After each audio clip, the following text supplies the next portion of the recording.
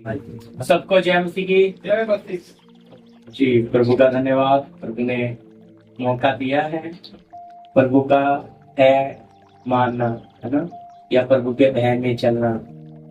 देखिए, भय को मानना या प्रभु के भय में चलना, इसके लिए आप निकाल लीजिए नीति वचन उसका 9 अध्याय का 10 हम पढ़े। हाँ जी। यहोवा का भय मानना बुद्धि का आरंभ है और परम पवित्र ईश्वर को जानना ही समझ है। जी, प्रार्थना। धन्यवाद स्वर्गीय पिता प्रभु यीशु मसीह, हम इस मौके के लिए, सौभाग्य के लिए पिता, आपके चरणों में हमें आपने बैठने का मौका दिया है। आपकी पवित्र सत्य की आत्मा हमें आपके वचन को खोल कर सिखाए, या बैठे सब भाई बहन को आपके लहू में छुपाते हैं। प्रार्थना यीशु मसीह के नाम से आमीन। जी, फिर से पढ़ दीजिए। यहोवा का भय मानना बुद्धि का आरंभ है। हाँ जी। और परम पवित्र ईश्वर को जानना ही समझ हो। हाँ, लिखा है। हाँ जी। यहोवा का क्या मानना? भय मानना। भय मानना हाँ जी, बुद्धि का आरंभ है। ये कौन सी बुद्धि? ये शरीर वाली बुद्धि नहीं, जिससे हम पढ़ते हैं, लिखते हैं, सब करते हैं। ये कौन सी बुद्धि है? ये आत्मिक बुद्धि है। हालेलुया। क्योंकि याकूब की पत्री में हम पढ़ते हैं, जिसे बुद्धि की घटी हो वो तो मांगे तो उसे उदारता से दी जाएगी। देखिए, शरीर की बुद्धि को एक सीमा है, पर आत्मिक बुद्धि अथाह है। हालेलुया। वो हमें, अभी हम प्रार्थना करते हैं, प्रभु ज्यादा हम कौन सी बुद्धि से करें? पवित्र आत्मा की बुद्धि से। लेकिन पवित्र आत्मा पाना है ना, इसके लिए हमें उतना गहराई में जाना है। तो यहाँ बात आती है, सबसे पहली बात कि यहोवा का भय मानना। भय क्यों मानना? देखिए, एक तो होता है माँ बाप अपने बच्चों को मार पीट से डरा के रखते हैं कि पापा मारेंगे इसलिए वो गलती करेंगे। एक होता है अपने पिता को प्यार करने के कारण उसका डर मानना। दोनों में फर्क है ना, दोनों भय में फर्क है। एक है कि मेरे बाप को, मेरी माँ को मैं बहुत प्यार करता हूँ, वो भी मुझे करता, तो मैं उनकी बेइज्जती नहीं होनी चाहिए, उनका नाम खराब नहीं होना चाहिए, तो मैं प्यार करने के कारण उनका डर। और एक होता है कि पिटाई के कारण भय मानना। तो याद रखना, हमारा परमेश्वर हमें डरा धमका के अपना भय मनाना नहीं चाहता। वो चाहता है पहले हम उसे जाने और उसके प्यार को समझे, तो फिर हमारे अंदर उसका भय आएगा। भय, और भय क्या करेगा? हम जो अपनी बुद्धि का सहारा लेते हैं, चालाक बनते हैं, तेज बनते हैं, स्मार्ट बनते हैं, ये हमारे अंदर से चालाकी हट। भय आएगा तो प्रभु का, बुद्धि का आत्मा हमें मदद। तो वहां पे क्या सोचेंगे? जब भय रहेगा तो किससे बचा लेगा? पाप से बचाएगा। भय आएगा, किसी ने आपको गलत बोल दिया, आप उसको माफ कर दोगे, जाने दो, प्रभु देगा। लेकिन अगर भय नहीं है तो आप भी तुरंत क्या कर दोगे? बोलिए। इसलिए प्रभु का भय अंदर से आना अपने बनाने वाले का। तो इसलिए यहाँ पे वचन कहता है, लेखक लिखता है कि पर यहोवा का भय, यानी कि परमेश्वर का भय मानना क्या है जी? बुद्धि का आरंभ है। अगर हमारे अंदर परमेश्वर का डर नहीं है तो हमें वो स्वर्गीय बुद्धि मिलने वाली नहीं है। तो प्रभु के भय आएगा तो अपने आप पवित्रता ही आएगी, आज्ञाकारिता आएगी। मैं तो मैंने बताया, प्रभु के भय में या उसकी भय में, आज्ञाकारिता में चलना आपने सीखा, प्रभु की अधीनता में चलना वो भी सिखाया। अब हम सीख रहे हैं परमेश्वर के भय में चलना। तो भय क्यों जरूरी है? क्योंकि भय हमें हमेशा गलत करने से रोक ले। अगर हमें भय नहीं होगा, समझना, भय या डर नहीं है, तो हम झगड़ा भी कर लेंगे, लालच भी कर लेंगे, सब कर लेंगे, क्योंकि हमें कोई भय है ही। पर अगर डर और भय होगा तो गलती करने से क्या करेंगे? बच जाएंगे। इसलिए बुद्धि का आरंभ है। और आगे लिखा है, हाँ जी, और परम प्रधान ईश्वर का जानना ही समझ है। किसको जानना? परम प्रधान ईश्वर को। तो क्या अभी लोग सब मतलब ये पहचान आनी है कि बनाने वाला कौन है। हालेलुया। और वो है तो उसका नाम क्या है। हालेलुया। तो मैंने आपको बोला भाई, बनाने वाले का नाम क्या है? तो सोच कर बोलिएगा। हाँ? मैं जो हूं सो, नाम उसका होता है जो दो होता। मैंने आपको पढ़ाया है ये कौन है, इसलिए मूसा को क्या बोला? मैं जो हूं सो। बाकी जो बाइबल में 116 या 113 जो नाम लिखे, ये उसके काम, क्योंकि बनाने वाला एक ही है ना, तो फिर दो नहीं है। अगर दो होते तो नाम की जरूरत है।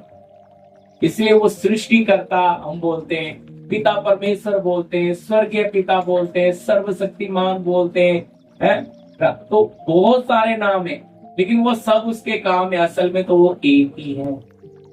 तो उसको जानना, समझ, अगर हम जान गए तो हमारी समझ खुल गई। जी अगला वचन भी पढ़िए, आयोग 28 का 28, 28 का 28, आयोग की किताब, इसके पीछे।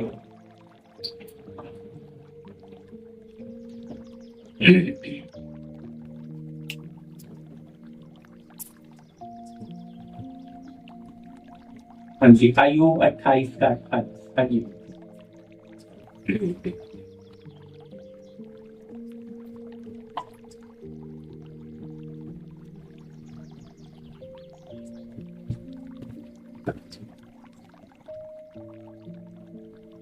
हाँ जी। तो उसने मनुष्य से कहा, हाँ। देख प्रभु का भय मानना यही बुद्धि हो, हाँ जी, और बुराई से दूर रहना यही समझ हो। क्या है? हाँ जी, किसका? मनुष्य से कहा, देख प्रभु का भय मानना यही। आज समझ रहे लोगों में बुद्धि क्यों नहीं है प्रभु वाली? क्योंकि उनके अंदर परमेश्वर का भय। शरीर वाली बुद्धि में बढ़ते जाएंगे, लेकिन आत्मिक बुद्धि में क्यों नहीं? इसलिए पड़ोसी को बोलने में, किसी से जलन रखने में, नफरत करने में कोई डर नहीं है, भय नहीं। क्यों? अगर भय होता तो बुद्धि भी आ जाती। समझे? इसलिए प्रभु फिर हमारे शब्द कैसे, देखो प्रार्थना कब तक हम करते हैं, हमारी प्रार्थना बातों में कब बदल जाती है? छोटा बच्चा पैदा होती ही क्या बोलने लग जाता है ना? हर चीज के लिए रोता है, साउंड करता है, वो खत्म है। लेकिन जब वो बोलना शुरू कर देता है तो क्या रो के मांगता है? फिर क्या करता है? मांग। ठीक, हम भी जब प्रार्थना शुरू में करते हैं कुछ भी बोलते हैं, लेकिन धीरे धीरे धीरे हमारी प्रार्थनाएं बातों में, क्यों? अब क्या आ गई? अब बोलना आ गई। तो इसी तरह परमेश्वर का समझ, हमारी समझ जब तक खुलती नहीं है तब तक हम कुछ भी बोलते हैं, प्रभु को कुछ भी कहते हैं। और इसीलिए छोटी छोटी बातों में क्या करते हैं? बुराई का सामना करते हैं। लेकिन वचन कहता है बुराई का सामना, हम बुराई का सामना करते हैं। हमारे साथ थोड़ा भी कुछ गलत हो रहा है तो हम खुद से उसको ठीक करने जाते हैं, लेकिन प्रभु के समय का इंतजार करते नहीं है।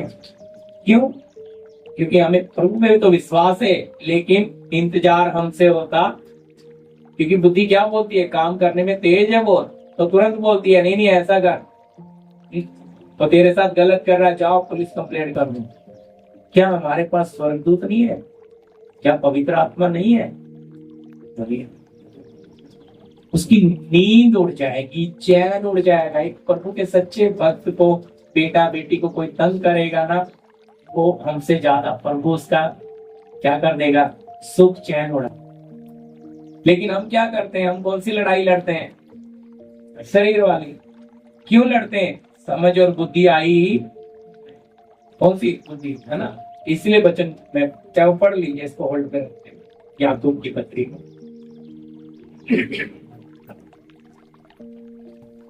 याकूब की पत्री 1 अध्याय का आप पढ़ दीजिए,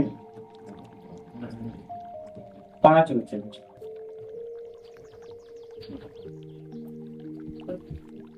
पर यदि तुम में से किसी को बुद्धि की घटी है तो परमेश्वर से मांगे, जो बिना उलाहना दिए सबको उदारता से देता है और उसको दी जाएगी। क्या लिखा है? मांगे। हालेलुया। तो अभी क्या है, लोग क्या मांगते हैं?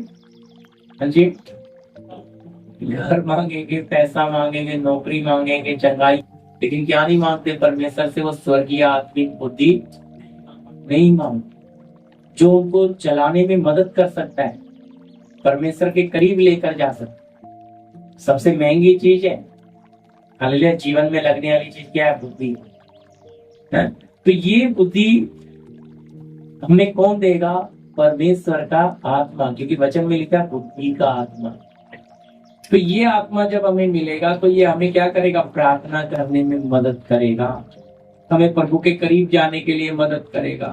फिर पाप करते समय, गलत काम करते समय वो क्या कर देगी? बुद्धि रोकेगी, गलत है। तो इसलिए भय अंदर आएगा, और भय आएगा तो बुराई से, और भय आएगा तो बुद्धि बढ़ती।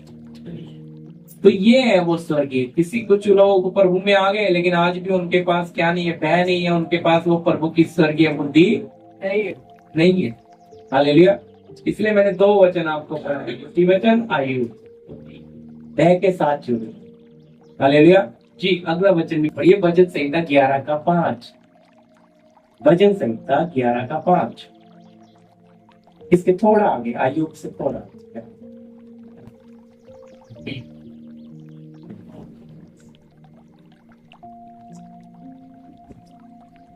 जी हाँ जी। यहोवा धर्मी को परखता है, परंतु वह उनसे जो दुष्ट हैं और उपद्रव से प्रीति रखते हैं अपनी आत्मा में घृणा करता है। क्या लिखा है जी? धीरे धीरे समझते हुए लिखा है यहोवा धर्मी। यहोवा धर्मी से क्या करता है? धर्मी को।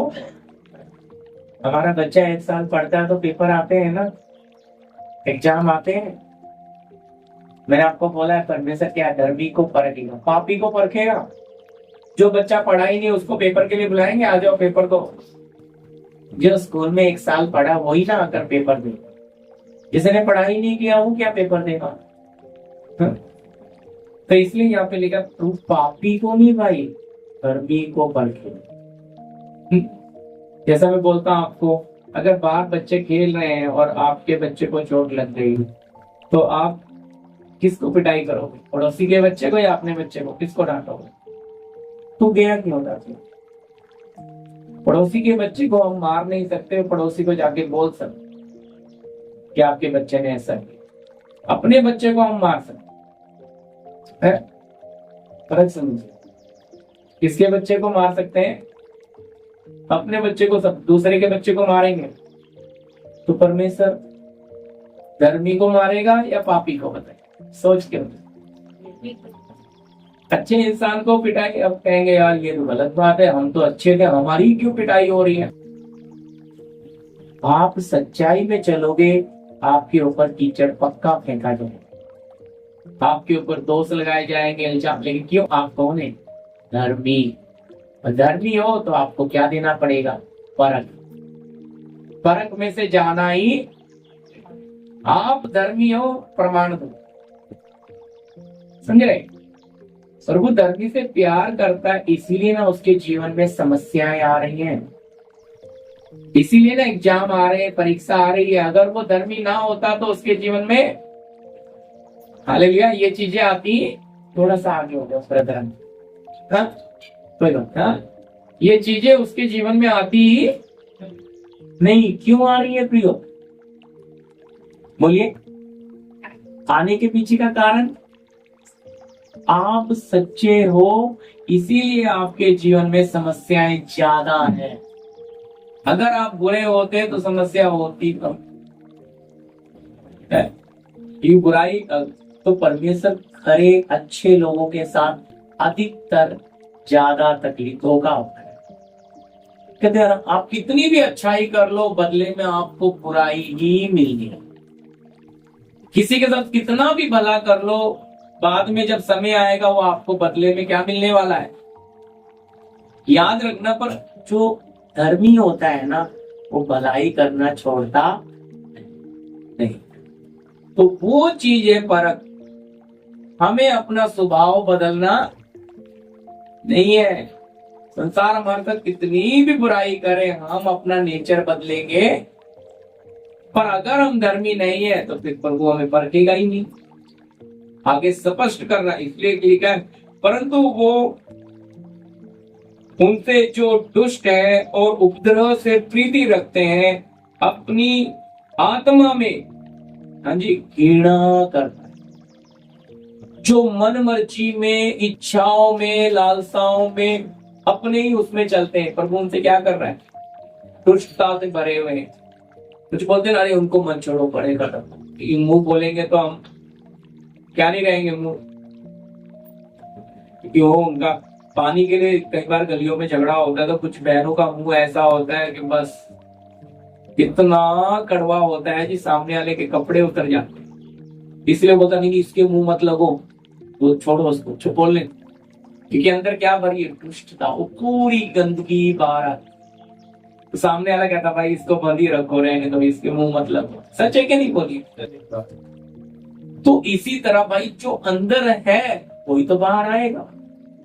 अब जब परख आएगी तब पता लगेगा भाई प्रदीप में अंदर अच्छाई है या बुराई है ना। जब हालात बदलेंगे, जब आपके साथ अन्याय होगा, तो जो बुरा इंसान है उसमें तो तुरंत आग निकलेगी, और जो अच्छा है वो कहेगा जाने दो, प्रभु देखेगा, माफ किया।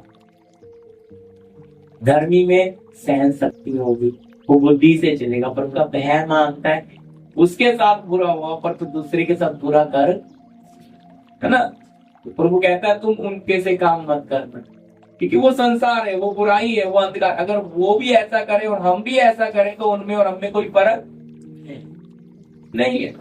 हमारी समझ खुल गई, हमारी बुद्धि खुल गई, हम अपने बनाने वाले को जान गए। अब वो अंधकार में पड़े, वो बुराई में पड़े, तो उनका हमारा क्या मेल है? समझ रहे? वो जो कुछ भी कर रहे एक छोटे बच्चे की तरह, है ना। अब 1 साल के बच्चे ने गिलास गिरा के तोड़ दिया, दूध गिरा दिया, बड़ा नुकसान कर दिया, पिटाई करेंगे? कोई मतलब नहीं, लोग आपको पागल कहेंगे, पर उसको तो समझ ही नहीं है। समझे? 10 साल वाला करेगा उसको धुलाई कर सकते हो, उसके लिए कोई नहीं बोलेगा क्योंकि वो समझदार है। पर जिसको समझ ही नहीं है उसको तुम कैसे मारोगे भाई? समझा रही बात मेरी? क्योंकि उसे तो पता ही नहीं कि ये दूध है, उसे पता ही नहीं ये कंच की चीज है। वो तो अपना, तुम्हारी गलती थी कि बच्चे से वो चीजें दूर, समझ रहे? उसे तो पता ही नहीं, उबलते पानी में भी वो हाथ डाल देगा, अब जल गया तो किसकी गलती? बच्चे की गलती नहीं है। किसकी गलती? जिसने ध्यान, समझ रहे? क्योंकि उसको समझ नहीं। इसी तरह जो अंधकार में पड़े हैं, पाप में पड़े हैं, वो हमारे साथ कितना भी खराब व्यवहार करे, हमारे अंदर सहन शक्ति और माफ करने वाली बात, है ना। यीशु ने क्या क्या क्रूस पे, हे पिता इन्हें माफ कर, क्योंकि ये जानते ही नहीं क्या कर। अपने क्रूस पर चढ़ाने वालों को यीशु ने क्या कर दिया? कौन सोच कर ऐसा करके दिखाया प्रभु। तो हमें भी क्या करना है? अपने दुश्मनों को माफ करना है, प्यार करना है। ये बड़ा कठिन है, क्योंकि अंदर पापी स्वभाव कभी भी माफ नहीं करेगा, वो बदले की भावना दिखाएगा। क्योंकि जब आदम बगीचे में पाप आया तो हवा ने यही बोला ना कि जिस माफ कीजिए, हवा ने, आदम ने यही बोला कि जो औरत तूने मुझे दी उसी ने फल दिया और मैंने खाया। प्रभु मैं बिल्कुल ठीक हूँ, ना तू औरत देता ना मैं फल खाता। तो गलती सारी औरत की। आज भी इंसान का पापी स्वभाव यही है, अपनी गलती मानता नहीं है, दूसरे पे उंगली, उसने ऐसा बोला, इसने ऐसा किया। बच्चे भी वही, एक दूसरे पर दोष लगाएंगे लेकिन अपनी गलती मानेंगे। तो यही है, आज भी यही स्वभाव लोगों के अंदर है, अपनी गलती कभी मानते नहीं है। तो कहने का मतलब क्या है कि प्रभु का परखने का जो तरीका है वो हमें अच्छा लगता नहीं है। प्यार करेगा हमें अपना बना लिया तभी तो परख लेगा। मैंने बोला बच्चा 1 साल स्कूल में जाएगा तभी एग्जाम देगा, तभी पता लगता है कि बच्चा पढ़ भी रहा है कि नहीं। इसलिए बीच में 3-3 महीने में चलते हैं टेस्ट, तो उसमें लेकिन फाइनल में तो क्लियर पता लगता है ये पढ़ भी रहा है कि नहीं, या खाली आके बैठ के जा रहा है। ठीक इसी तरह हम धर्मी बने कि नहीं कहाँ पता लगेगा, हमें स्वर्गीय बुद्धि हमारी समझ खुली है कि नहीं कहाँ पता लगेगा। हालात बदलेंगे, परिस्थितियां बदलेंगी, उसमें परमेश्वर हमें क्या करेगा, परखेगा। तो हमें वो पसंद नहीं। हम कहते हैं बस प्रभु आप हमें अच्छा ही अच्छा दो। भाई प्रभु ने सुख और दुख दोनों बनाए, धूप और छाया बनाई, हर चीज जोड़ा जोड़ा बनाया। तो हमारे जीवन में जो तकलीफ रखी है वो भी हमें ही उठानी पड़ेगी, जो सुख रखे हैं वो भी हम ही उठाएंगे अपने। पर आप कहते हैं ना प्रभु हमारे जीवन का दुख दूसरे को दे दे, उसका सुख भी हमें दे दे। तो हमारे से बड़ा लालची और स्वार्थी तो कोई नहीं है। हम अपने, इसलिए लिखा अपना क्रूस उठाकर प्रतिदिन, प्रभु चाहता है कि कौन उठाएगा क्रूस, जिसकी समझ और बुद्धि खुल गई। लूका 9:23 पढ़िएगा, लूका सुसमाचार 9:23। जिसकी बुद्धि खुल गई है, जिसकी समझ खुल गई है, वो अपनी खुद ही अपने आप का इनकार करके वो ही कष्ट को उठाएगा। जी, लूका सुसमाचार उसका 9:23 वचन। उसने सबसे कहा, यदि कोई मेरे पीछे आना चाहता है तो अपने आपे से इनकार करे और प्रतिदिन अपना क्रूस उठाए, खाए हुए मेरे पीछे हो ले। क्या बोलता है यीशु मसीह? किसी को ये नहीं कह रहा है कि मेरे पीछे आ जाओ, मैं घर दूंगा, पैसा दूंगा, नौकरी दूंगा। वो कहता है यदि कोई मेरे पीछे आना चाहता है तो प्रतिदिन एवरीडे क्या करना है, अपना क्रूस उठाकर। क्रूस का मतलब अपनी कष्ट, अपनी तकलीफें हर रोज का आपको उठाना है। प्रभु ये वायदा नहीं कर रहा है कि आप मेरे पीछे आओगे तो मैं तुम्हारी तकलीफें, तो कहता है तुम्हें अब क्यों उठाना है। वो कष्ट हमारे लिए है। वो कष्ट याद रखना, परीक्षाएं परख ही हमें मजबूत बनाती है। अगर हमारे जीवन में एग्जाम ना आए, टेस्ट ना आए, परख ना आए, तो हमारी समझ और बुद्धि भी खुलेगी। तो इसलिए हमारे जीवन में जितनी टफ परीक्षा है उतना टफ हमारी समझ भी खुलती है? तो इसलिए हर हालात परमेश्वर जो हमारे लिए बना रहे हैं वो अच्छा है। लेकिन हालात में पता लगता है कि इस इंसान ने अपनी खुद ही अपने आपे का इनकार करके प्रतिदिन ये कष्ट उठाने को तैयार है, तब प्रभु हमें परखता है। अगर हाँ तो फिर हमें तब जीवन में प्रवेश करते हैं, तब हमारी वो स्वर्गीय बुद्धि खुलती है। तब ये क्रूस वही उठाता है इसके अंदर। याद रखना, क्रूस यहाँ लटकाना नहीं है। कोई ईसाई जैसे लटकाते हैं, इधर बांधते हैं, इधर लटका लेते, कानून फैशन आ रहा। भाई आप अपना क्रूस उठाएं। यीशु ने अपना क्रूस उठाया, उसका क्रूस हमें उठाने की जरूरत नहीं। समझे? यीशु ने अपना, नहीं तो भाई ईसाइयों की तरह वो क्रूस लटका लेते हैं गले में, तो बोलते हैं ये क्या ईसाई बन गया। भाई हमें उनसे कोई लेना देना नहीं है, लेकिन बात यह है कि हम मसीह हैं, प्रभु को मानते हैं, लेकिन हमें अपना कष्ट, अपना क्रूस उठाना, उसका नहीं उठाना। तो इसलिए बहुत लोगों को ये भी रहता है कि नहीं हम क्रूस लटका लिया तो हम भी क्रूस उठा के चल रहे। भाई वो चीज नहीं है। ये है आपके रोजाना जीवन में आने वाली तकलीफों को आप सहकर आगे जाओ, तब आप परख में पास होते हैं। और तब मैंने बोला आपको भाई भय मानना बुद्धि है। हम लोगों में प्रभु का भय क्यों नहीं, भय में चल क्यों नहीं पाते? और प्रभु ने उस बात को कितनी गंभीरता से मूसा के सामने रखा। पढ़िए निर्गमन उसका 20:20। मूसा ने लोगों से कहा, हाँ जी, डरो मत, क्योंकि परमेश्वर इसलिए आया है तुम्हारी परीक्षा करे और उसका भय तुम्हारे मनों में बना रहे पाप न करो, कि तुम पाप ना करो। हालेलुया। अच्छी तरह समझिएगा, या क्या लिखा है प्रभु मूसा क्या बोलता है लोगों से, है? जब प्रभु की महिमा सीने पर्वत पे उतरने वाला था, उतरा था, वो एकदम धुएं से पर्वत भर गया। मेन चीज इजराइलियों पे डर क्यों आ गया है? वो उस आज्ञा से डर गए थे कि अगर पहाड़ को, देखो पढ़िए उस वचन को, निर्गमन 19 अध्याय का आप पढ़ दीजिएगा 12-13, समय बचाएंगे तो चाहे 10 से पढ़ लेंगे तो और अच्छे से मिलते। सीने पर्वत की बात है जी। तब यहोवा ने मूसा से कहा, तब यहोवा ने मूसा से कहा, लोगों के पास जा लोगों के पास जा और उन्हें आज और कल पवित्र पवित्र करना, और वे अपने वस्त्र धो ले, वो अपने वस्त्र भी धो ले, और ये तीसरे दिन तक तैयार हो जाए, क्योंकि तीसरे दिन यहोवा सब लोगों के देखते सीने पर्वत पर उतर आएगा। हाँ, क्या लिखा है?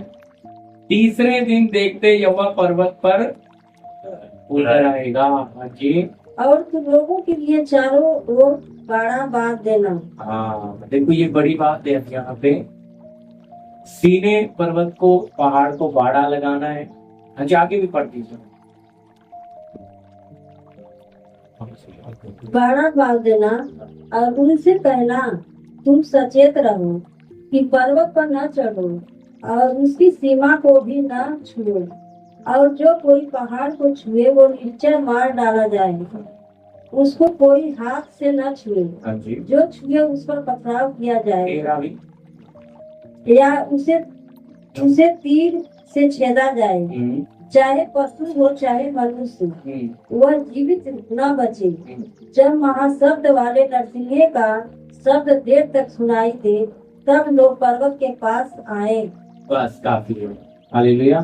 अब आती है बात यहाँ पे, वो प्रभु क्यों उतर आया था? ताकि इस्राएलियों में क्या आ जाए? परमेश्वर का भय आ जाए और वो पाप न करे। इसलिए प्रभु खुद उतर के आ रहा है, लेकिन उतर के महिमा के साथ जब उतर रहा है वहां पे, तो लिखा है आज्ञा दिया सीने पर्वत को बाउंड्री कर दो, अगर उसको जानवर भी छुए तो पत्थर वार करके मार दिया जाए। इस बात से वो बहुत डर गए, क्योंकि इतना पवित्र परमेश्वर, सोचो इतना पवित्र परमेश्वर है, इस आज्ञा से इस्राएली क्या हो गए? डर गए। लोगों में आज भय कहाँ है? 3 दिन उन्होंने क्या किया? अपने आप को क्या किया है? पवित्र। 3 दिन। इस 3 दिन की बात को अगर हम देखते भी हैं, यूसुफ जो अपने मामा लाबान के घर पे जब रह रहा था, तो उसे निकलने से पहले 3 दिन की दूरी पे जाके वो अलग हुआ। 3 दिन की दूरी पे जाकर उसने अपना बसेरा बसाया, अपने जानवर लेके लाबान से अलग हुआ। फिर 3 दिन की जब दूरी लिया, तो तब उसके घर में उत्पन्न हुआ जोसेफ, यूसुफ। और यूसुफ, जैसे ही यूसुफ पैदा हुआ तो उसे अपने घर की याद आई। कहा कि 20 साल पहले अपने बाप के घर, कितने दिन के बाद? 20 साल गुलामी काट चुका था ये। तो जोसेफ बताता है यीशु मसीह की छाया कि जब हम संसार से 3 दिन की दूरी लेते हैं, अलगदाई होते हैं, तब प्रभु यीशु हमारे दिल में जन्म लेता है। और जब यीशु हमारे दिल में जन्म लेता है, तो हमें अपने स्वर्गीय घर की पिता की याद आती। समझ नहीं मिलता। तो ये 3 दिन का महत्व बहुत अच्छा और गहरा है। तो इस्राएलियों ने को प्रभु ने बोला 3 दिन अपने आप को क्या करो? शुद्ध, और तुम्हारे कपड़े भी धोना सब, और सब इसको क्या कर लेना? पहाड़ को पूरा बाड़ा लगा देना, ताकि जब मैं उतरूं तो कोई गलती से भी क्या ना करे पहाड़ को। और लिखा नरसिंह का सबको पर्वत पूरा धुएं से भर गया। आज भी जल गया था पर्वत, प्रचंड आग है पर्वत। गम में ज्योति में रहता, उसको कोई मनुष्य देख नहीं सकता। तो वो जब वहां उतरा तो इतना उस आज्ञा से इजरायली डर गए, कहते हैं मूसा तू ही बातें कर, अगर हम बात करेंगे तो मर, क्योंकि पापी परमेश्वर की आवाज सुन नहीं सुन सकता, मर जाए। तो इसलिए अब पढ़िएगा वो, अभी ये थोड़ी सी स्टोरी आपको समझानी थी। हाँ जी, 20 का 20।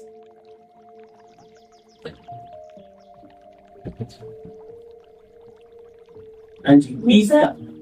मूसा ने लोगों से कहा, मूसा ने लोगों से कहा डरो मत, डरो मत, क्योंकि परमेश्वर इसलिए आया हाँ, क्योंकि परमेश्वर इसलिए आया है कि तुम्हारी परीक्षा करूं। हाँ देखो, परमेश्वर यहाँ लिखा है इसलिए आया ताकि तुम्हारी परीक्षा करे। पर वो मनुष्य इंसान को परमेश्वर इतना प्यार करता है, वो नहीं चाहता कि इंसान मरे। इंसान से तो लिखा है हमारे प्रभु यीशु मसीह भी पृथ्वी पर आए, तो लिखा है वो जगत में इसलिए नहीं आया कि दंड की आज्ञा दे, पर वो इसलिए आया कि जगत उसके द्वारा क्या पाए, उद्धार पाए। प्रभु ने ये नहीं सजा देने नहीं आया था, वो तो बचाने आया। यहाँ पे सीने पर्वत पे उतराया तो मूसा कहता है भाई परमेश्वर इसलिए आया है तुम्हारी परीक्षा करे और उसका भय तुम्हारे मनों में बना रहे। तो परमेश्वर का भय हमारे जीवन में है कि नहीं, ये कहाँ पता लगता है, जब हम परीक्षा में परख में आते तब पता लगता है। फिर आगे लिखा है भय बना रहे और उसका भय तुम्हारे मनों में बना रहे कि तुम पाप ना करो। भय बना है तो क्या नहीं कर सकते, समझ, यानी कि कितना फायदे की चीज है। मैंने आपको शुरू में ही बोला, एक होता है मार पीट के डरा के रखना, भय बनवाना, एक होता है प्यार करने के कारण भय। तो आप जैसे जैसे इस ईश्वर को अपने बनाने वाले को जानते जाओगे, वो कितना बड़ा और महान है, तो जितना जानते जाओगे उतना आपके अंदर वो भय आता जाएगा। अभी समझिए, वो देश के क्या है, प्रधानमंत्री, उनके आगे से बड़े से बड़ा मंत्री भी जाने से डरता है। आगे क्यों, वो आदर है, डर नहीं है, वो एक पोस्ट का आदर है कि भैया हमारे देश के कौन है, एक आदर प्रधानमंत्री। तो एक मनुष्य को अगर इतना आदर है, उसका इतना भय है कि वो बोल रहा है तो सब साइलेंट है। तो सोचकर देखियो, अगर राजा आदि राजा सृष्टिकर्ता आपका मेरा बनाने वाला वो कितना बड़ा, वहां क्यों नहीं हिम्मत होगी किसी की। वो भी सब पढ़े लिखे हैं, वो भी नेता हैं, वो भी मंत्री हैं, वो भी सीएम है, लेकिन क्यों, बोलिए सीएम को इतना आदर क्यों दे रहे हैं? क्योंकि वो सबसे उनमें बड़ी पदवी वो है। तो इसी तरह अब जिसे पता ही नहीं, हाँ जी, पता ही नहीं, समझिए, अगर आपको उदाहरण के लिए आपको गली में या प्रधानमंत्री दिख जाए तो उसको देखकर,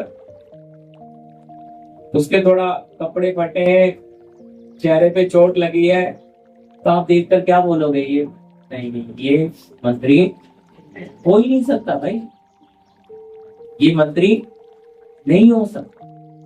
अगर ये मंत्री होता तो ये कोई आम इंसान है क्या, मोदी तो देश का प्रधानमंत्री। लेकिन जब आप आगे गए दूसरी 2-4 गलियों में तो उधर कमांडो मिले, भागे। आपने इधर मोदी जी को देखा, तब आपको समझ आया वो तो सच में, समझ आ रही मेरी बात। उससे पहले आप उसको बहरूपिया समझ रहे थे, आप उसको मानने को तैयार नहीं थे। इसी तरह परमेश्वर को महिमा में लोगों ने नहीं देखा तो कहते हैं ये जो क्रूस पे लटक गया, ये किसी को क्या बचाएगा, जो अपने आप को नहीं बचाए। तो क्यों, मैंने आपको उदाहरण दिया मोदी जी का कि उसको अगर वो सच में प्रधानमंत्री है तो उसके साथ Z+ सुरक्षा हमेशा रहेगी, है 5 मीटर तक क्या नहीं चलेगा, किसी का कोई फोन कुछ भी नहीं चलेगा, सारे उसके साथ वो कमांडो आर्मी सब देखने से क्या पता लगता है ये सच में। तो पैरोपिया रहेगा तो मानेंगे ही नहीं। इसी तरह हमने गली में जब देखा समझाने के लिए तो आपको लगा ये नहीं है, लेकिन जब आप आगे गए 4 गली बाद आपको पता लगा पूरी आर्मी फोर्स उसको ढूंढ रही है, आप बोले तो वही था। इसी तरह इजरायलियों के साथ बड़ा धोखा हुआ। इन्हीं इजरायलियों ने प्रभु को पहचाना, उसे क्रूस पे लटका दिया, लेकिन तीसरे दिन जब मुर्दों में से जी उठा, 40 दिन अपने चेलों के साथ समय बिताया और फिर 500 लोगों के सामने देखते देखते स्वर्ग में उठा लिया गया। तो स्वर्गदूतों ने बोला, हे गलील वासियों, तुम क्या देख रहे हो? इसी यीशु नासरी को जैसे तुमने जाते हुए देखा, आते हुए भी देखो। तो कहने का मतलब क्या, वो महिमा में नहीं। इसलिए लोगों को लगता है नहीं नहीं, इतने देवी देवता, ये भी एक होगा, ये भी एक होगा, पर उसकी पहचान में आना, ये वही है। तो मैं आपको बता रहा, सीने पर्वत पे उतरा, पर्वत जल गया, इजरायली थर-थरा गए, उन्हें बोलने की हिम्मत नहीं हो। कहते मूसा तो बात कर, अगर हम बात करेंगे तो मर जाएंगे। आज लोग याद में जब आप प्रभु के चरणों में आते हैं, बैठते हैं, प्रार्थना करेंगे, प्रभु आप प्रसन्न, वो चाहता है आपका मन, हृदय से, आपका जीवन, आपके सोच विचार, सारी बातों को वो क्या चाहता है, आप पवित्र वेदी में डालें। प्रभु मुझे शुद्ध करें, मुझे पवित्र करें। जब आप पवित्र होते होते जाएंगे तब आप भी उसका शब्द सुन सकते हैं। मैंने बोला बैठने पहले, ये परमेश्वर कौन है? जिंदा। अगर जिंदा है तो आवाज सुनाई देगी, हमसे भी बात करेगा। पर वचन हमें क्या बोलता है, लेकिन हमारा मन कैसा, मन क्यों धोखा देता है? मन ये तो मन मर्जी की तरफ ही लेकर जाता है? ये हमें परमेश्वर के भय मानने देता नहीं है। मन के विषय में नहीं जा रहा, लेकिन आपको धोखा देता है, ये मन मर्जी करवाता है। कहता नहीं नहीं, क्या याद रखना, मैंने उदाहरण दिया, अगर आपको एक बड़े ऑफिसर की पोस्ट पता है तो आप उसे आदर देते हैं। आपके घर का कोई व्यक्ति बड़ी पोस्ट पे चला जाए तो आपके कॉलर टाइट हो जाते हैं। तो हमारा घर का आदमी तो कलेक्टर बन गया, हम कलेक्टर के रिश्तेदार हैं। हमारा बॉडी लैंग्वेज बदल जाता है। सर्वशक्तिमान के आप बेटा और बेटी बन गए, आपका चाल चलन, समझे रे बात? राजाओं के राजा के आप बेटा बेटी बनते, आपका स्वभाव। याद रखना, राजा अगर फटे हुए कपड़े में भी चल रहा है, भेष बदल के, तो भी कौन है? भिखारी है क्या? बोलिए ना। बस वही चीज है, आप यहाँ इस शरीर में कैसी भी हालत में चल रहे हो, लेकिन आत्मा में आप कौन है? राजा। कि राजा का बच्चा राजा ही होगा, ये उसको कोई कमी नहीं। तो वो पहचान में जब हम आएंगे तो खुद हमारा बाप कहता है, मांगने से पहले तुम्हारा स्वर्गीय पिता जान दे क्यों नहीं रहा? कहता है योग्य बनो। आज हमारे पास वो स्वर्गीय बुद्धि कहाँ है, जिसके द्वारा हम चले, जिसके द्वारा लोग हमें प्रभु को देखें। हालेलुया। हमारी प्रार्थनाएं, हमारी आराधनाएं, हमारे भजन, हर चीज में जब आत्मिक बुद्धि आएगी, इतना उपस्थिति बढ़ती जाएगी। और आत्मिक बुद्धि बढ़नी, आपके अंदर परमेश्वर का भय बढ़ना। जितना भय मानते जाओगे उतना ही क्या होता जाएगा, आप पवित्र बनते। अब लोग सोचते कैसे पवित्र बने? भाई आप में हर गलत काम करते समय प्रभु का भय अगर आता है तो भय आपको बचा रहा है। क्या लिखा है लास्ट लाइन में? कि पाप न करो, पाप न करो। तुम्हारे मनों को क्या कर रहा है? भय तुम्हारे मनों में बना रहे कि तुम पाप। अगर भय बना रहेगा तो प्रभु के पवित्रताई में, आज्ञाकारिता में दिन प्रतिदिन आत्मिक स्वर्गीय बुद्धि में बढ़ते चले जाएंगे। जी अगला वचन भी पढ़िएगा, अय्यूब उसका 37 अध्याय का 24, 37 का 24। अय्यूब की किताब उसका 37 अध्याय का 24 वचन। इसी कारण सज्जन उसका भय मानते हैं, और जो अपनी दृष्टि में बुद्धिमान है उन पर वह दृष्टि नहीं करता। हाँ। क्या लिखा है? इसी कारण सज्जन क्या मानते हैं? सज्जन बोलने से हम भला इंसान भी बोल सकते हैं। मैंने हालेलुया। सज्जन व्यक्ति बोलते ना किसी किसी को, हम ये बड़ा सज्जन व्यक्ति है, बड़ा भला व्यक्ति है, यानी कि इसमें कोई बुराई नहीं है। इसलिए यहाँ लिखा है हिंदी में, इस कारण सज्जन उसका भय मानते हैं। यानी कि भला जो इंसान है वो परमेश्वर का भय और बुरा व्यक्ति मानता, इसलिए शब्द सज्जन, सज्जन के शब्द सही है ना, अच्छा है ना, वही है ना, मीनिंग वही है, पर भला जी भय मानता है। और जो अपनी दृष्टि में बुद्धिमान है उन पर वह दृष्टि नहीं करता। तो वचन में लिखा, तू कभी भी अपनी दृष्टि में बुद्धिमान और अपनी समझ का सहारा याद रखना। हमें प्रभु का आत्मा जब चलाता है, हम कभी भी अपनी बुद्धि का सहारा नहीं है, अपनी बुद्धि नहीं चलानी है। हर चीज में परमेश्वर की अनुमति और आज्ञा लेनी। कैसे? प्रार्थना करते, प्रभु आपकी मर्जी है, क्योंकि हमारी बुद्धि के अंदर पाप है और स्वर्गीय पवित्र आत्मा की बुद्धि कैसी है, इसलिए परमेश्वर की बुद्धि, उस बुद्धि से चलेंगे। तो इसलिए सज्जन व्यक्ति जो है, भला व्यक्ति है, वो प्रभु का भय मानता है, उससे बुद्धि की कोई गति नहीं है। हालेलुया। इसके साथ ये भी लीजिए नीति वचन 9 का 10 वापिस पढ़िए।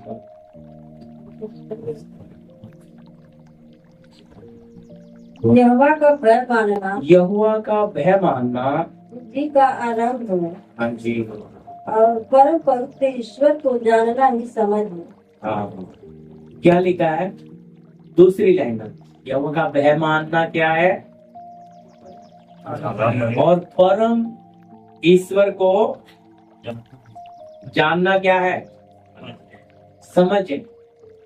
तो देखो इसके लिए अभी परमेश्वर को कैसे जाने या जान रहे हैं कैसे हम, पढ़िएगा ये वचन नए नियम में से।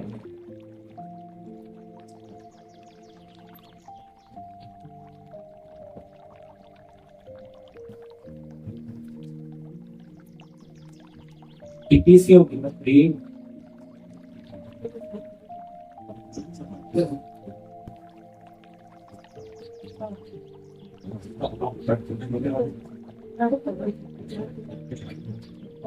4 अध्याय का 13 और 14, 13 पद।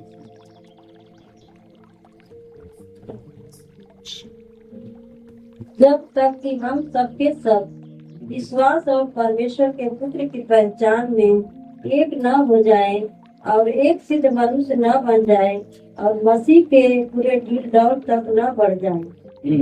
14, ताकि हम आगे को बालक न रहे, जो मनुष्य की ठग विद्या और चतुराई से उनके भ्रम की युक्तियों के और उपदेश के हर एक झोंके से उछाले और इधर उधर घुमाए जाते हो। हाँ बस, हालेलुया। क्या लिखा है? जब तक कि हम सब के सब विश्वास और परमेश्वर के पुत्र की पहचान में एक ना हो जाए और एक सिद्ध मनुष्य ना बने। सबसे बड़ी बात है परमेश्वर के पुत्र की पहचान। तो हम कितना प्रभु को जानते हैं? अगर भय आएगा, भय कब बढ़ेगा हमारे अंदर? जब हम उसे जितना जानेंगे। इसलिए लिखा ढूंढो तो पाओगे। तो कितना ढूंढे, जितना खोजेंगे उतना कम है। कितना प्रभु को हम जानेंगे, हमारा जीवन खत्म हो जाएगा, हम उसको पूरा जान नहीं सकते। तो इसलिए सबसे पहली बात मैं कई बार आपके लिए वचन लिया हूं कि विश्वास और परमेश्वर के पुत्र की पहचान में एक। तो विश्वास एक बुनियाद है, बिना विश्वास के हम उसे पसंद नहीं कर सकते। विश्वास के साथ हमें खड़े रहना और फिर उसकी पहचान में। अब सोचिए, पहचान का मतलब है, आप सोचिए जिसने आकाश बनाया, देखो ना कितने तारे ग्रह उसमें हैं, वो कैसा होगा? समुद्र बनाया, वो कैसा होगा? ऐसे सारी उसकी सृष्टि को देखने से सोचिए वो कितना विशाल होगा। वचन कहता हम तो उसके सामने कीड़े के जैसे हैं। इतना बड़ा परमेश्वर है। नहीं। पर आज लोगों की समझ कैसी है, उन्हें समस्या बड़ी लगती है।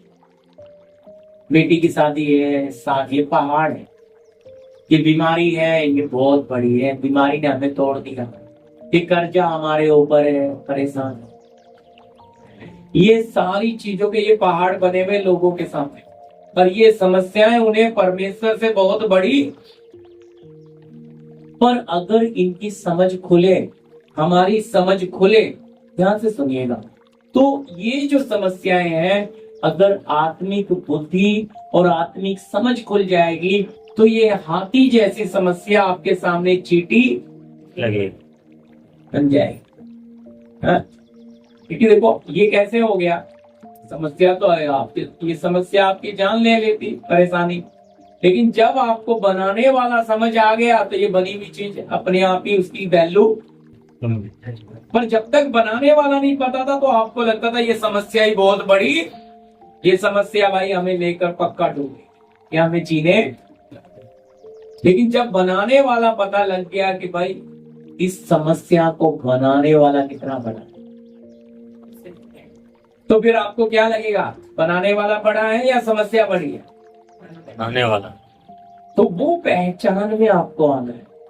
जब वो पहचान में आ जाओगे, आप ये जान जाओगे ये बीमारी को बनाने वाला मेरा बाप ही है। आज मैं पैसा कर्जे में दबा हूं, लेकिन इसके ऊपर मेरा बाप इससे बड़ा है।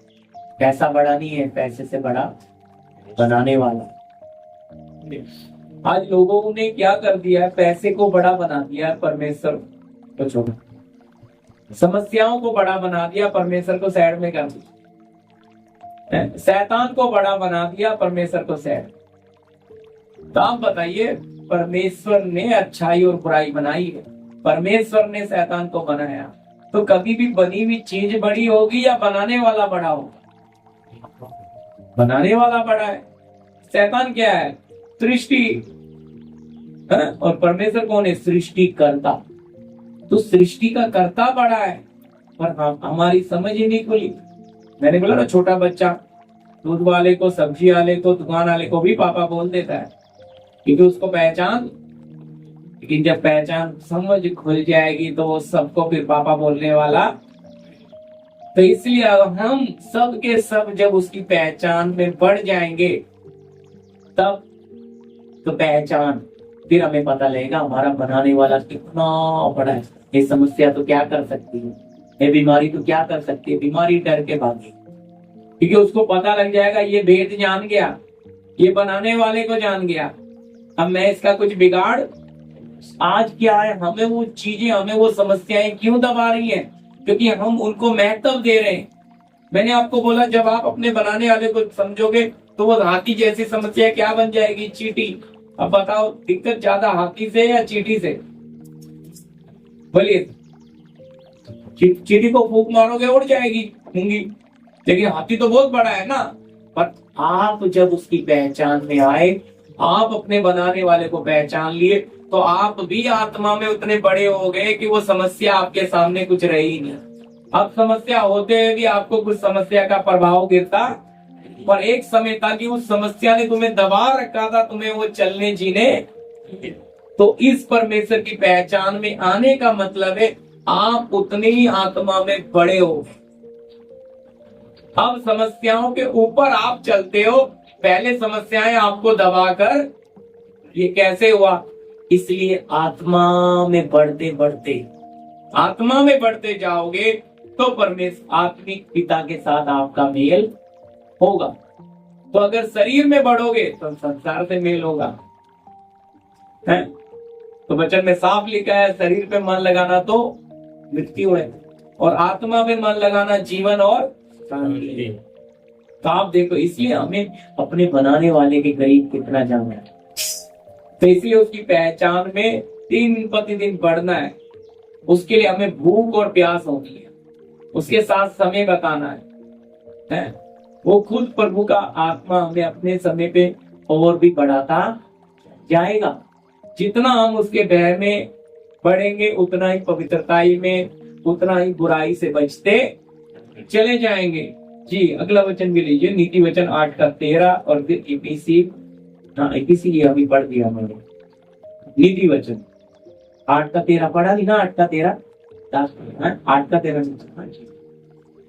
नीति वचन 8 का 13, नीति वचन, नीति वचन 8 का वापिस पढ़ दीजिए। यहोवा का भय मानना, यहोवा का भय मानना, बुराई से बैर रखना, बुराई से बैर रखना है, घमंड अहंकार और बुरी चाल से, घमंड अहंकार और बुरी चाल से, और उलट फेर की बात से भी, और उलट फेर की बात से भी मैं बैर रखती हूँ। मैं बैर रखती हूँ। हालेलुया जी। क्या लिखा है?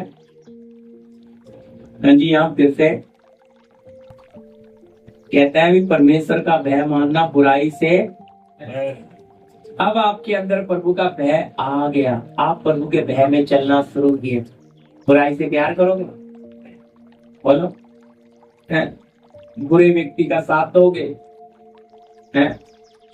तो आप क्या करोगे? तो बुराई से आप बचोगे।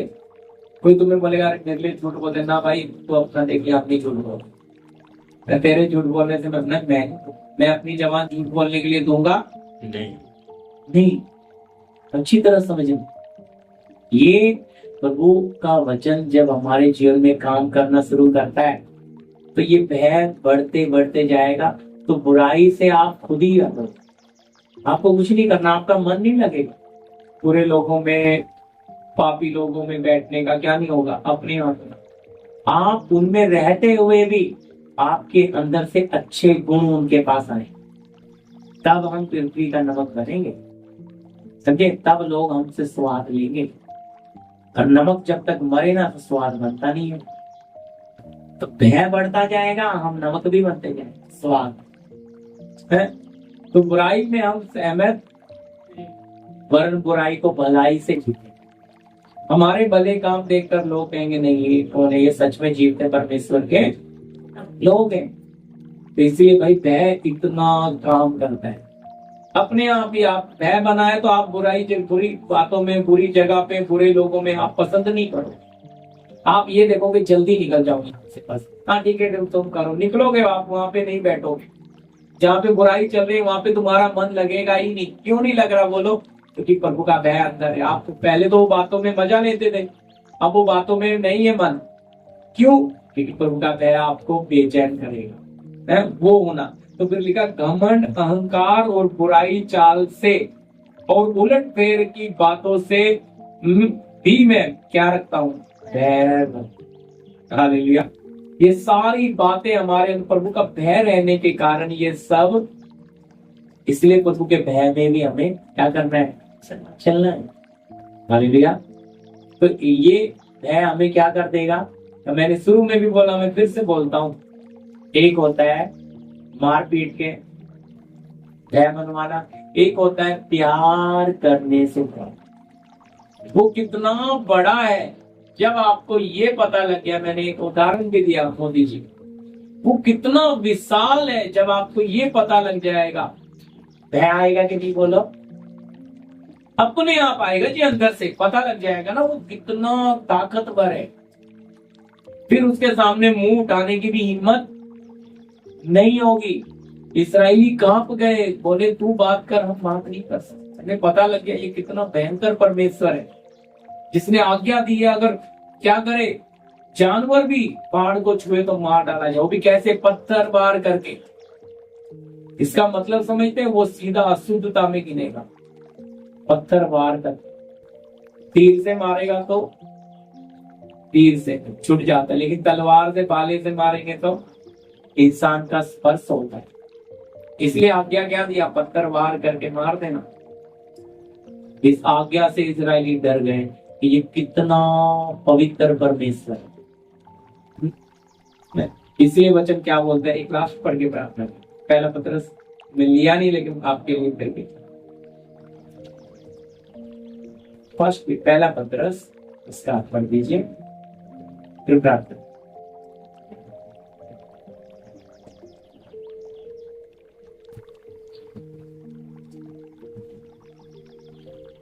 हाँ जी, 1 का 15, पहला पत्रस 1 का 15-16। जी खत्म करेंगे लास्ट में। पर जैसा तुम्हारा बुलाने वाला पवित्र है, जैसा तुम्हारा बुलाने वाला पवित्र है, वैसे ही तुम भी अपने सारे चाल चलन अपने सारे, देखो लिखा है थोड़े नहीं, सारे चाल चलन में, आपके काम की जगह पे, घर की जगह में, सब बातों में आपको क्या करना है, सारे चाल चलन में, हाँ जी, पवित्र बनो, क्योंकि लिखा है पवित्र बनो क्योंकि मैं पवित्र हूँ। हालेलुया। तो परमेश्वर कौन है? पवित्र। तो इतना प्रभु, इतना लेवल, ये है आत्मा में बढ़ने वाला, ये है वो आत्मिक स्वर्गीय बुद्धि मिलने वाला व्यक्ति, जो उसमें बढ़ता जाएगा। पवित्रताई में बढ़ने की खूबी उसके भय में चलना। आप उसका भय, प्यार करते हो इसलिए भय मानना है, समझे? डरना नहीं, मतलब डर क्या है, प्रभु से प्यार करोगे तो आपके अंदर अपने आप ही भय भी आएगा। ठीक है, प्रार्थना करेंगे। इसमें कोई सवाल है? सर्वशक्तिमान प्रभु, आसमानीय बाप, हम आपका धन्यवाद देते हैं प्रभु, आपके चरणों में, आपकी हजूरी में हमें बैठने का आपने मौका दिया, आपके भय के बारे में सीखने के लिए आपने मदद किया। पिता, हमें कोई खूबी या कोई योग्यता नहीं, ये आपका प्रेम, आपका अनुग्रह था।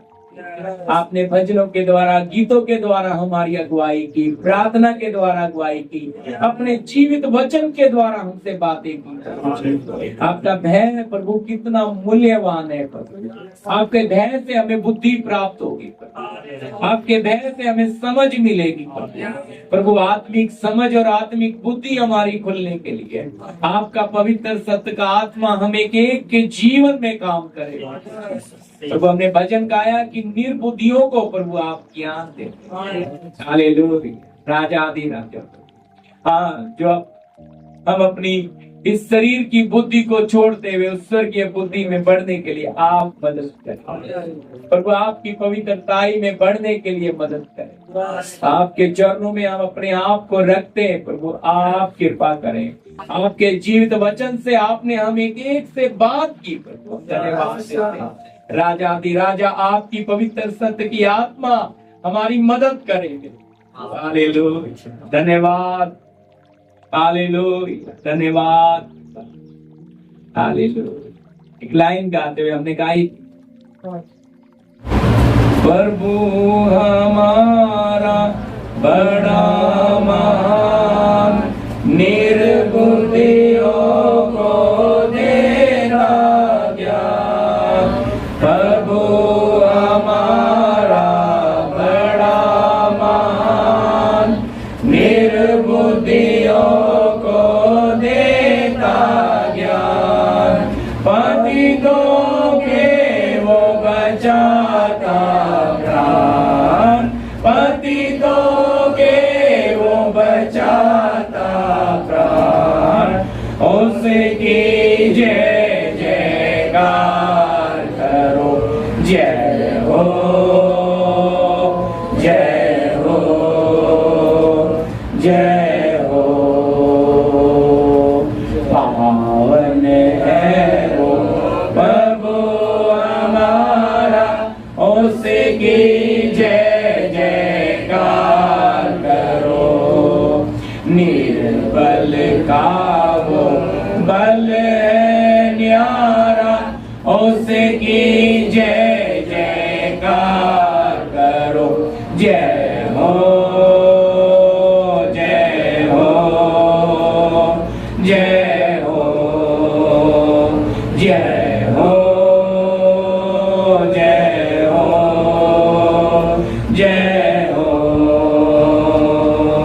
दीन दुखियों का है नाता, भटके हुओं को राह दिखाता। दीन दुखियों का है दाता, भटके हुओं को राह दिखाता। सीधे मार्ग में हमें चलाता, सीधे मार्ग में हमें चलाता। उसकी जय जय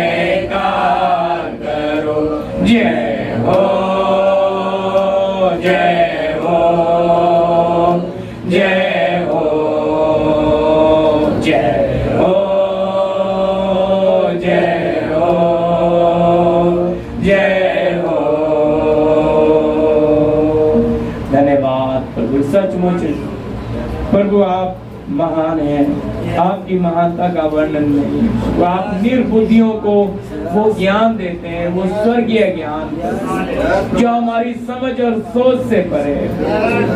हालेलुया। आप दीन दुखियों के दाता हैं, जो टूटा मन आपके योग्य बलिदान है पिता। धन्यवाद देते हैं आपके इस महान प्यार के लिए प्रभु, इस सौभाग्य के लिए। आज हमने आपके भय के बारे में समझा कि आपका भय हमें कितना पवित्र रख सकता है। आपका भय हमारे लिए बुद्धि का मार्ग खोलता है। आपका भय हमें समझ हमारी खोल देता है प्रभु। आपके भय में चलना प्रभु ये हमारे लिए आशीष का कारण है। आपकी पहचान में दिन प्रतिदिन बढ़ना प्रभु हमारे लिए आशीष का कारण है। पिता धन्यवाद देते हैं इस सौभाग्य के लिए। आगे का समय आपके पवित्र हाथों में देते हैं, यीशु मसीह के नाम से आमीन। भाई मनोज हमारे बीच में नमस्कार।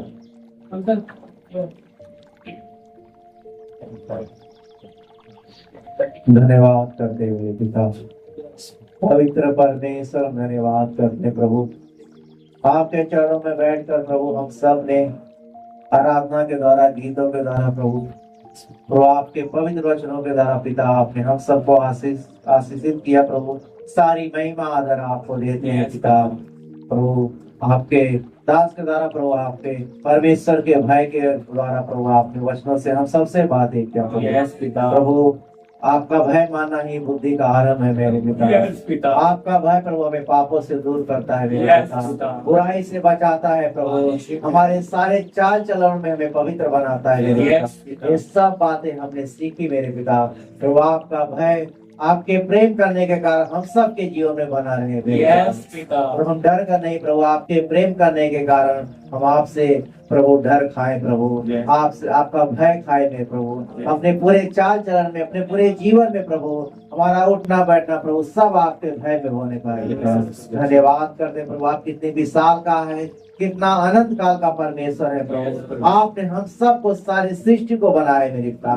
ये बात हमें और गहराई से जानने के लिए प्रभु आपका भय हमें विवश करे प्रभु, और वही हमें लेकर चले पिता। आपके आने तक प्रभु हम आपके भय में बने रहे मेरे पिता। मदद करे एक एक बात को समझने के लिए, एक एक वचन को हमारे जीवन में लागू होने के लिए पवित्र आत्मा आप मदद करें, सहायता करें प्रभु। ये हमारी बुद्धि से नहीं हो सकता, लेकिन प्रभु आपकी आत्मा की बुद्धि से हम ये सब हमारे जीवन में संभव है मेरे पिता। आपकी आत्मा की बुद्धि प्रभु हम सबको लेके चले प्रभु, और आपके आने के समय में हम अपने चाल चलन में, अपने सारे स्वभाव में आपके समान होने पाए प्रभु। आपके समान हमारा स्वभाव हो जाए, हम बदल जाए मेरे पिता। और एक स्वर्गीय बुद्धि और समझ हम सबको दे मेरे पिता कि प्रभु आपके पद चिन्हों पे हम चल सके प्रभु। धन्यवाद करते राजाओं के राजा प्रभु, इस वचन के द्वारा आप सबको आशीष करे मेरे पिता। आपकी मर्जी हम सबके जीवन में पूरी बने पाए। आए अरे भाई बहनों को आपके हाथों में सौंपते, अपने आप को आपके दास को प्रभु, तो आप हमें लेकर चले। सारी महिमा आदर आपको देते हुए प्रार्थना यीशु मसीह के नाम में मांगते हैं, आमीन। पिता का प्रेम, पुत्र का अनुग्रह, पवित्र आत्मा की सहभागिता, संगति हमारे साथ, तमाम संत लोगों के साथ दूसरे हम तक पहुंच गए। आमीन। सबको जय।